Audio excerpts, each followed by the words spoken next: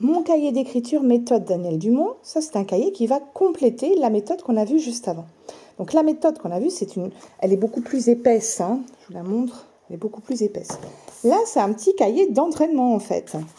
Donc dans ce cahier, on reprend la progression Dumont, c'est-à-dire que on commence par travailler la boucle, puis la lettre E, la lettre L, ensuite les trécis avec les lettres I, U, T, B, ensuite le rond avec le C, le O, le A, le D, les formes dans l'autre sens, c'est-à-dire les rouleaux et les ponts.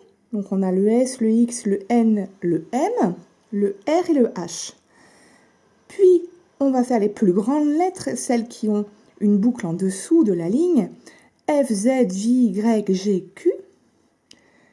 Ensuite on révise et on commence à écrire à la fin là aussi.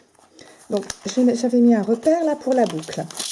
Donc, pour la boucle par exemple, vous voyez, on commence par des exercices de graphisme. C'est du graphisme avec la boucle. Puis, on écrit le E et le L.